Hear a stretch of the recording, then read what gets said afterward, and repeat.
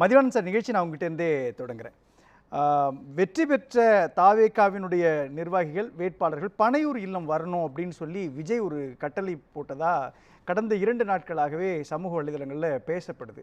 இன்னொரு பக்கம் மே தினத்தினுடைய அந்த தொழிலாளர் தினத்தை முன்னிட்டு முதலமைச்சர் ஸ்டாலின் பேசுகிறப்போ அவர் சொல்கிறாரு உழைப்புக்கான அங்கீகாரம் கிடைக்கும் அப்படின்றாரு. இன்னொரு பக்கம் பார்க்குறப்போ எதிர்க்கட்சி தலைவர் இபிஎஸ் சொல்லும்போது கருத்து கணிப்புகள்லாம் நம்பாதீங்க, 234 தொகுதிகளில் அதிமுகவுக்கு பிரகாசமான வெற்றி இருக்குன்றார் இல்லையா? 3 பேர் என்ன திட்டத்தோட இது பேசுகிறாங்க? இல்லைங்க, தேர்தல் முடிவுகள் வரப்போகுது. அதுக்கு முன்னால் எல்லாருக்கும் நம்பிக்கை தானே வாழ்க்கை. அதனால் நம்ம தான் ஜெயிப்போன்னு எல்லாரும் நம்புகிறாங்க. அதை நம்ம தப்புன்னு சொல்ல முடியாத. அதனால் எல்லாரும் எல்லா தலைவர்களும் கடுமையாக வேலை செஞ்சுருக்காங்க, கேண்டிடேட் நிறுத்தியிருக்காங்க, பிரச்சாரம் பண்ணியிருக்காங்க. ஸோ அவங்க 4ஆம் தேதியை தங்களுக்கு சாதகமாக வரும்னு சொல்கிறாங்க. இப்போ 2 நாளைக்கு முன்னால் எக்ஸிட் போல்லாம் வந்தது. இப்போ அந்த போல் மிக்சடாக தான் இருக்குது. இப்போ நான் என்ன சொல்ல வரேன்னா, நான் ஏன் ஒரு கருத்துக்கு வர முடியலன்னா இந்த எக்ஸிட் போலை வச்சு வெஸ்ட் பெங்காலில் தேர்தல் நடந்தது, கேரளா, அப்புறம் அசாம், பாண்டிச்சேரி, தமிழ்நாடு 5 மாநில தேர்தல். இப்போ கேரளாவை பற்றி எல்லாரும் ஒரே கருத்து சொல்கிறான், யூனிஃபார்மாக இருக்குது, சீட்டு தான் ஏறக்குறைய வருது. அவன் என்ன சொல்கிறான், எல்டிஎஃப் தோத்துறோம், காங்கிரஸ் தலைமையிலான யூடிஎஃப் ஆட்சியை பிடிக்கன்றான். ஸோ அப்போ அந்த ட்ரெண்டை நம்ம ஒத்துக்கலாம். அதுதான் இப்போ இருக்க போகுது, காற்று இப்படி தான் அடிக்க போகுதுன்னு வச்சுக்கலாம். சீட்டை பற்றி நமக்கு ஒன்றும் சொல்ல முடியாதுங்க. அதே போல் பாண்டிச்சேரியில் என்ஆர் காங்கிரஸ் ஆட்சி தான் தொடரப்போகுதுன்றான், அஸ்ஸாமில் என்டிஏ ஆட்சி தான் தொடரப்போகுதுன்றான். ஒன்லி தமிழ்நாடு அண்ட் வெஸ்ட் பெங்காலில் தான் ஸ்பிளிட் வெர்டிக்ட் மாதிரி மிக்சடாக இருக்குது. இப்போ நம்ம அன்றைக்கி கூட விவாதித்தோம், ஒரு 9-10 இருக்குங்க. சிலது மெஜாரிட்டி திமுக ஆட்சி தொடரும்னு இருக்குது, 2 அண்ணா திமுக ஆட்சி வரும் அப்படின்னு இருக்கு, 1 தாவேகா 120 சீட்டு வர ஆட்சி அமைக்கும்ன்ற மாதிரி போட்டிருக்காங்க. பட் நான் எதையுமே கணக்கில் எடுத்துக்கலைங்க. ஒரு 2 எக்ஸ்ட்ரா இருக்குங்க. அது உங்கள் கவனத்துக்கு வந்ததா என்னன்னு தெரில. காமாக்கியா அனலிட்டிக்ஸ்னு ஒன்றும், இன்றைக்கி காலையில் போல் மித்ரான்னு ஒன்று பாம்பேயில். இப்போ அந்த 2ம் சொல்கிற உண்மை என்னன்னா, கொஞ்சம் நான் அதை ஏன் கணக்கில் எடுத்துக்கிறேன்னா, ஏதோ ஒரு உண்மைக்கு கொஞ்சம் பக்கத்தில் இருக்கிற மாதிரி தெரியுதுங்க, சார்பு நிலை இல்லாமல். என்ன உண்மை? அவங்க என்ன சொல்கிறாங்கன்னா, தொங்கு சட்டசபை வரும், மும்முனை போட்டி கடுமையாக இருக்கிறது. அது சில இதில் பார்த்தீங்கன்னா ஓட்டிங் பர்சன்டேஜ் கொடுக்கறது கூட திமுக 35னா தாவேகா 35ன்னு கொடுக்குறாங்க. ஒரு சில இது 2% வித்தியாசம் இருக்குது. ஆக மொத்தம் களத்தில் நான் ஆரம்பத்துலேருந்தே 3 பேர் தான், இல்லை 3 அணி இருக்கு. சரியா? இப்போ 2 கருத்து கணிப்பினுடைய அந்த அப்டேட் அடிப்படையில் பார்க்குறப்போ தொங்கு சட்டமன்றம் அப்படின்ற விஷயத்தை நம்ம கவனத்தில் வைக்கலாம். அதான் யார் எனக்கு பெரும்பான்மை வராது இல்லைங்க சார். அப்போது வெற்றி பெற்ற தாவேகாவினர் பனையூர் வரணும் அப்படின்னும் பொழுது நான் முதலமைச்சர் கேண்டிடேட் லிஸ்ட்டில் இல்லை, ஆனால் தொங்கு சட்டமன்றம் என்னால் உருவாக்கப்படும் அப்படின்ற இடத்த நோக்கி விஜயே வந்துடுறாரா? முதல்ல நான் நீங்கள் சொன்ன அந்த தகவலையே நான் ஏற்றுக்கல. ஏன்னா அது ஒன்றும் ஆதாரமற்ற செய்தி, வதந்திகள் தான். அது அந்த தாவேகாலிருந்து எந்த இடத்துலையும் தலைவர்களோ அறிக்கையோ வரல. அதனால் அதை நாங்கள் வச்சுக்கிட்டு அதன் அடிப்படையில் விவாதம் பண்ண மாட்டேன். ஆனால் சொன்னால் என்ன தப்பு? புதிய கட்சி, புதிய வேட்பாளர்கள், அனுபவம் இல்லாதவர்கள், அவங்கள இப்போ பாருங்கள், இன்றைக்கி ஸ்ரீரங்கத்தில் தேர்தல் அலுவலகத்தை காலையில் கொளுத்தியிருக்காங்க. இப்படி பல தாக்குதல்லாம் பல இடங்களில் நடக்குது. ஸோ அவங்க தங்கள் கட்சியில் வெற்றி பெற்ற வேட்பாளர்களை ஒழுங்குபடுத்துவதற்காக ஒரு கட்டுப்பாட்டில் கொண்டு வரதுக்காக தலைமை கழகத்துக்கு வாங்கன்னு சொன்னால் அதில் ஒன்றும் தப்பு இருக்குது. ஆனால் அப்படி சொன்னாரான்னு எனக்கு தெரியாது, நீங்கள் தான் சொல்கிறீங்க. எனக்கு நான் கடந்த 2 நாட்களாக செய்திகள் அமித்ஷா கிட்ட பேசிகிட்டு இருக்காரு, என்டிஏவோட கூட்டணி வந்துடும், இதெல்லாம் கூட 4 நாள் செய்தி வந்ததெல்லாம் நம்ம ஊடக செய்திகள். உண்மைக்கும் அதற்கும் எனக்கு புரியுது. அந்த வாதத்தை நான் என்ன சொல்றேன், நீங்க ஒரு நிமிஷம் இருங்க. நீங்க முதல்வர் பேச சொன்னீங்க, அது செய்தி. புரியுது சார். எனக்கு விஷயம் என்னன்னா, இதுவரை தாவேகா சார்பாக எந்த விதமான அபிஷியலான செய்திகளும் வரல. அதே சமயத்தில் மெயின் ஸ்ட்ரீம் மீடியாக்கள் எல்லாமே இந்த செய்தியை பரப்பும் பொழுது அதை தாவேகா தரப்பிலிருந்தோ விஜய் தரப்பிலிருந்தோ மறுக்கவும் செய்யல அப்படின்றப்போ அபிஷியலா வரலன்னு எப்படி மறுக்கலன்றது ஒண்ணு முக்கியம் இல்ல அபிஷியலா வரல எந்த செய்தின்னு எப்படி சொல்றீங்க? அவங்க ட்விட்டர் பக்கத்துல டெய்லி அறிக்கைகள் இல்ல இப்ப போடுறாங்க. இந்த இல்ல வெற்றி பெற்றவர்கள் தாவேகாவினர் பனையூர் இல்லத்துக்கு வரணும்னு சொல்லிட்டு வந்த செய்திகளுக்கு தாவேகா சார்பாகவோ விஜய் சார்பாகவோ மறுப்பு தெரிவிக்கப்பட்டிருக்குதா? நீங்க ஒரு செய்தியை போட்டுருவீங்க, அவர் 4ஆம் தேதி ஆஸ்திரேலியாவுக்கு போறாருன்னு நீங்க அடின்னு அடிப்பீங்க சமூக ஊடகத்துல. கேட்டா அவர் மறுக்கவே இல்லையே, இதுதானாங்க அவர் வேலை.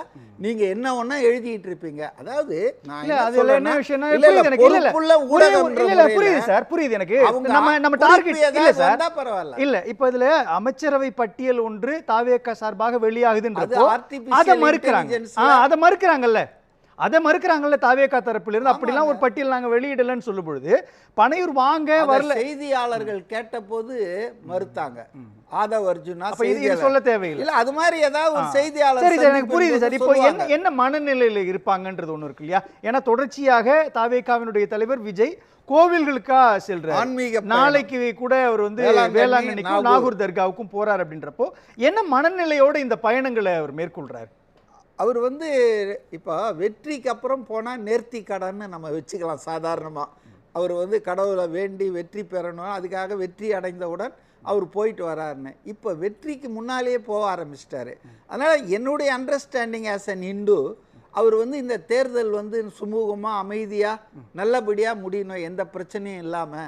அப்புறம் கரூர் இன்சிடென்ட்டுக்கு அப்புறம் கூட அவர் நினைச்சிருக்கலாம், பயந்துருக்கலாம் இந்த மாதிரி எதுவும் வந்துடக்கூடாதுன்னு.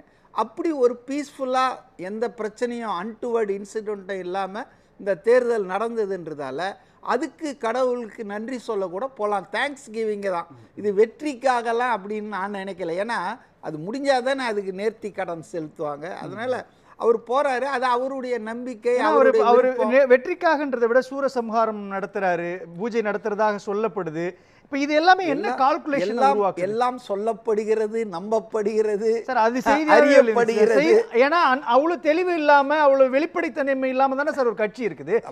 அதிமுகவினுடைய பொதுச் செயலாளரோ அல்லது திமுகவினுடைய தலைவரோ செய்யக்கூடிய அல்லது செயல்படக்கூடிய நடத்தக்கூடிய எல்லா விஷயங்களும் ஓப்பனா இருக்குது. தவேகா ஒரு சீக்ரெட் பார்ட்டியாவே மெயின்டைன் பண்றாங்கல்ல. ஒவ்வொருத்தருக்கு ஒரு மெத்தடுங்க. ஜனநாயக கம்யூனிஸ்ட் பார்ட்டி எல்லாம் எப்படி செயல்படுதுன்னு உங்களுக்கு தெரியாது, எனக்கு தெரியும். நான் 40 வருஷம் பயணிச்சிருக்கிறேன். அதனால வந்து ஒவ்வொரு கட்சிக்கும் ஒரு மெத்தட் இருக்கு. ஒவ்வொரு கட்சிக்கும் என்ன சொல்லணுமோ அதை சொல்லுவாங்க, எதை சொல்ல வேணாமோ அதை மெம்பருக்கே சொல்ல மாட்டாங்க. ஒரு நிர்வாக குழு. ஒரே ஒரு கேள்விதான் சார், ரொம்ப வெளிப்படை. 234 தொகுதிகளிலும் தாவேகா வெற்றி பெற்று ஆட்சி அமைக்கும் அப்படின்றத திடமான உறுதியோடு தாவேகாவினர் இருக்கிறாங்களா? அவங்க யாரும் அப்படி சொல்லவே இல்லையே. அப்ப ஜெயிக்க மாட்டாங்கன்றீங்களா? யார் சொன்னது? இன்னைக்கு இல்ல, நான் கேட்ட கேள்வி அப்ப இல்லன்னா அப்ப ஜெயிக்க மாட்டாங்கன்னு எப்படி இருக்குதுன்னா, உங்கள் மனைவியை அடிப்பதை நீங்கள் நிறுத்தி விட்டீர்களா அப்படின்னு கேட்டீங்கன்னா ஆம்னு சொன்னாலும் மாட்டிக்குவேன், இல்லைன்னு சொன்னாலும் மாட்டிக்குவேன். அந்த மாதிரி கேள்வி கேட்குறீங்க. நீங்க என்ன சொல்றேன்னா, எந்த கட்சியும் நம்பிக்கை இல்லாம தேர்தல் களத்துல இல்லைங்க. எல்லாருக்கும் ஒரு நம்பிக்கை தான். அது நிறைவேறுமா, நிறைவேறாதா, நிராசையாகுமா, கனவாகி போகுமா என்பதை 4ஆம் தேதி மத்தியான வாக்குல தெரிஞ்சுக்க போகுது. ஆனா அதுக்கு முன்னால எல்லா அரசியல் கட்சிகளும் ப்ரிப்பேர் ஆகிறதுல ஒன்றும், சீமானோன்னா ரொம்ப முடிவா இருப்பாருங்க, தனக்கு எந்த பிரச்சனையும் இல்லை அப்படின்னு. மற்ற கட்சிகள் களத்துல வந்து கடுமையா மோதன கட்சிகள், தங்களுக்கு மக்கள் ஆதரவு இருக்குதுன்னு நம்புற கட்சிகள் நிச்சயமா அதுக்கான பூர்வாங்க ஏற்பாடுகளை செய்வாரு. அதுல ஒன்றும் தப்பு இருக்கிறதா எனக்கு தெரியல. நான் ஒரு பாயிண்ட் சொல்ல வந்து அதுக்குள்ள இல்ல, அந்த பாயிண்ட்டுக்குள்ள தான் நானும் வரேன். நீங்க தொடக்கத்தில் ஆரம்பிக்கும் பொழுது கடைசியா வந்த 2 கருத்து கணிப்பினுடைய அடிப்படையில தொங்கு சட்டமன்றம் அமைவதற்கான வாய்ப்பு இருக்குன்னு சொல்றீங்க. உண்மைக்கும் அதுக்கும் கொஞ்சம் பக்கத்துல இருக்கிறதா நான் நம்புறேன். நார்மலா எதையுமே நான் நம்புறது. அப்ப தொங்கு சட்டமன்றம் அமைஞ்சிச்சுன்னா என்ன வியூகத்தை தாவேகா எடுப்பதற்கான வாய்ப்பு இருக்கு? கண்டிப்பாக இது நல்ல பாயிண்ட். ஏன்னா நேஷனல் மீடியாவில் இப்ப டிஸ்கஸ் பண்ண ஆரம்பிச்சிட்டாங்க. சப்போஸ் எந்த கட்சிக்கும் பெரும்பான்மை கிடைக்கலன்னா திமுக வந்து அவுட் ஆஃப் கவர்மெண்ட் ஃபார்மேஷன் ஆகணும். அதுதான் எத்திக், அதுதான் மேண்டேட்டை மதிக்கிறது, மக்கள் தீர்ப்பை. ஏன்னா இன்னைக்கு 133 மெம்பர்களை கொண்ட ஒரு கட்சி 118 கூட இல்லை, 90 70 நிற்கிதுன்னா மக்கள் அதை தொடர வேண்டாம் என்று முடிவெடுத்து விட்டார்கள் அப்படின்னு தான் அர்த்தம். அப்போ மற்றவர்கள் வந்து புதிய ஆட்சியை அமைப்பதற்கான முயற்சி மேற்கொள்ளணும். அந்த முயற்சியை கண்டிப்பாக யார் அதுக்கு அடுத்தது வந்திருக்காங்களோ, ஆட்சியில் இல்லாத எதிர்க்கட்சியாக இருந்தவங்க அவங்க ஒரு ஆல்டர்னேட்டிவ் கவர்மெண்ட் ஃபார்மேஷனுக்கு முயற்சி பண்ணலாம், அது தப்பு கிடையாது. ஸோ அந்த அடிப்படையில் நான் இன்னமும் still I believe among the ADMK அந்த கூட்டணி டிவிகே அப்பர் ஹேண்டில் இருக்கும். அதாவது அதிக சீட்டும் அதிக பர்சன்டேஜ் வாக்குகளும் பெற்று அவங்க வந்து முன்னிலையில் இருப்பாங்க. அப்போ நிச்சயமாக அதிமுக என்டிஏ இல்லை, நல்லா கவனிச்சிங்க, அதிமுகவோடு அவர்கள் பேசலாம், மாற்று ஆட்சி அமைக்கலாம். மக்கள் திமுகவை நிராகரித்திருக்கிறார்கள், நமக்கு ஒரு கடமை இருக்குது, நம்ம மாற்று ஆட்சி அமைக்கலாம். முதல்வர் யார், துணை முதல்வர், எத்தனை அமைச்சர், இதெல்லாம் நம்பர் தான் டிசைட் பண்ணோம். அதாவது நிறைய மெம்பர் இருக்கிறவங்கிட்ட போய் நம்ம கேட்க வேணாம், அவன் எடுத்துக்குவான் முதல்வர் பதவி, கேட்க வேண்டியதில்லை. எப்படி சார் உருவாகுது தாவேக்காவுக்கு? அதுதான் புரியல எனக்கு. இந்த ஒரு எப்படி உருவாகுதுன்னா இதெல்லாம் ஒரு சீன் நிறைய தானே. எனக்கு ஒரே ஒரு டவுட் தான், எனக்கு ஒரே ஒரு டவுட் தான் சார். என்னன்னா தமிழ்நாட்டை திமுகவை விட அதிக ஆண்டு ஆட்சி செய்தது அதிமுக. ஆனா அந்த அதிமுக கிட்ட இவங்க டிமாண்ட் பண்ணுவாங்கன்ற புள்ளியை நோக்கி நகர்த்துது இருக்கு இல்லையா, இந்த சிந்தனை மரபு எங்கிருந்து உருவாகுதுன்னு தான் தெரியல. யதார்த்தத்திலிருந்து, அதாவது அந்த அதிமுக நீண்ட நாட்கள் ஆட்சி பண்ணியிருக்குது, அது ஓகே. அதில் வந்து அது ஒரு பலமான இயக்கம், மக்கள் இயக்கம் தான். புரட்சி தலைவர் எம்ஜிஆர் இருக்கும்போது, அம்மையார் ஜெயலலிதா இருக்கும்போது. பட் எடப்பாடி காலத்தில் துரதிருஷ்டவசமாக எல்லாரையும் அரவணைக்கிற அந்த ஒரு தாய் உள்ளம் இல்லாததால் எல்லாரும் புட்டுக்கிட்டு போயிட்டான். நாலா சில்லியாக இருக்குதுங்க அது. அதனால் வந்து பலவீனம் அடைஞ்சு விட்டது, அது ஒரு காரணம். ரெண்டாவது காரணம் வந்துங்க, எடப்பாடி வந்து is fail to act as a good opposition leader. ஒரு 5 வருஷம் அவர் எதிர்கட்சி தலைவராக இருந்தார். முதல் 3 வருஷம் அண்ணாமலை தான் எதிர்கட்சி தலைவர் மாதிரி மக்களுக்கு ஒரு தோற்றம் இருந்தது. இவர் வந்து எதுவுமே சரியாக பண்ணலை. அதே நேரத்தில் நீங்கள் இவர் முதல்வராக இருக்கும்போது மு.க. ஸ்டாலின் திமுக எப்படி பண்ணாங்க, எதிர்கட்சியாக பேனை ஆக்குவாங்க, பெருமாள் ஆக்குவாங்க, சேலம் 8 வழி திட்டம்னுவாங்க, அடித்து கலப்புவாங்க. ஆனால் ADMK has failed under the leadership of mister Edappadi. So அது ஒரு காரணம். ரெண்டாவது மெயினான ரீசன், பாஜகவோட அவரு கள்ளக்குறிச்சி விவகாரத்திற்காக போராட்டம் நடத்தப்பட்டிருக்கிறது. கரூர் இன்சிடென்ட்டுக்காக தாவேகாவுக்காக சட்டமன்றத்தில் குரல் கொடுக்கப்பட்டிருக்கு இல்லையா சார்? எல்லாத்துக்குமே சட்ட ரீதியான போராட்டம் பாருங்க. மக்கள் பிரச்சனைகள், ஊழல்கள், நிர்வாக சீர்கேடு, சட்டம் ஒழுங்கு, போதை கலாச்சாரம் பரவி இருக்கு. இதுக்கெல்லாம் நான் அவர் ஒன்றுமே பண்ணல. ஒரு ஆர்ப்பாட்டம் சடங்குத்தனமாக, திருவண்ணாமலையில் ஒரு ஆர்ப்பாட்டம், காஞ்சிபுரத்தில் கொசு அதிகமாக இருக்க ஆர்ப்பாட்டம். இது இல்லை எதிர்கட்சி பண்ண வேண்டியது. மக்களை திரட்டி, அவங்க கட்சி மட்டும் பண்ணக்கூடாது. இல்லை பாஜகவோடு அவர் கூட்டணி வச்சதும் அவரை ரொம்ப பலவீனமாக்கிடுச்சு. அப்போ தேர்தலுக்கு பின்பு ஒரு தொங்கு சட்டமன்றம் அமைந்தது பட்சத்தில் அங்க பாஜக வேண்டாம், அதிமுகவோடு பேசுவதற்கு தாவேக தயாரா இருக்குது. அதுதான் அந்த புள்ளியை நோக்கி அவங்களுடைய முயற்சியா இருக்கும்னு நான் நினைக்கிறேன். உங்களுடைய கருத்து? அதாவது உழைப்பின் மீதான நம்பிக்கை என்று தலைப்பு கொடுத்ததுக்கு பதிலாக வாக்காளர்களின் மீதான நம்பிக்கைன்னு கொடுத்துருந்தீங்கன்னா பொருத்தமாக இருந்திருக்கும். அப்போ தான் சரியாக அர்த்தப்படும். ஓகே, உழைப்புனா என்ன? 5 வருஷம் சட்டம் ஒழுங்கை சீர்குலைச்சிடுறது, போதைப் பொருளை வளர்த்து விடுறது, ஊழல் பண்ணுறது எல்லாம் பண்ணிவிட்டு 40 நாள் உழைத்தாருங்கன்னா இது ஒரு உழைப்பா? இது வந்து திரும்ப ஆட்சிக்கு வருவதற்காக முயற்சி பண்ணுறாங்க.